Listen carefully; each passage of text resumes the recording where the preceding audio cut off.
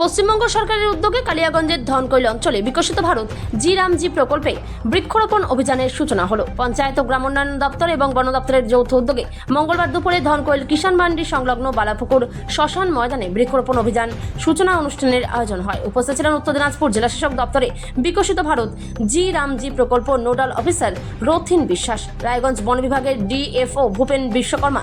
এছাড়াও ছিলেন কালিয়াগঞ্জের বিডিও লক্ষ্মীকান্ত রায়, ধনকৈল পঞ্চায়েত প্রধান তারিণী দেব শর্মা, পঞ্চায়েত সমিতির বিরোধী দল নেতা ব্রজেন্দ্রনাথ রায় এবং বিভিন্ন গ্রাম সংসদ সদস্যরা।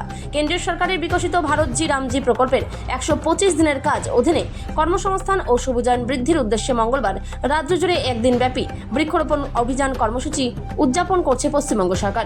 এই প্রকল্পে কালিয়াগঞ্জের 8টি অঞ্চলে 20,000 চারাগাছ রোপণের লক্ষ্য নিয়েছে ব্লক প্রশাসন। কালিয়াগঞ্জ থেকে অনুপ জয়সওয়ালের report, big news Bangla.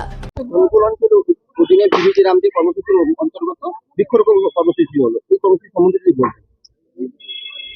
Paschimbanga সরকারের পঞ্চায়েত এবং গ্রাম উন্নয়ন দপ্তরের উদ্যোগে আজকে সারা রাজ্যে আমাদের এই বৃক্ষরোপণ কর্মসূচি নেওয়া হয়েছে এবং তার সাথেই আমাদের কালিয়াগঞ্জ ব্লকের ধনকৈল জিপিতে আমরা বৃক্ষরোপণ কর্মসূচি নিয়েছি। এখানে আমরা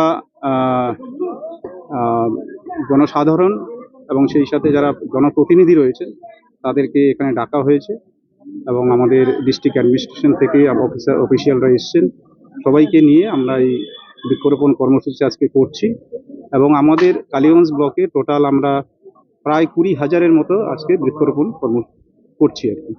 ইতিমধ্যে এই বৃক্ষরোপণ কতটা উপকৃত হবে পরিবেশের ভারসাম্য?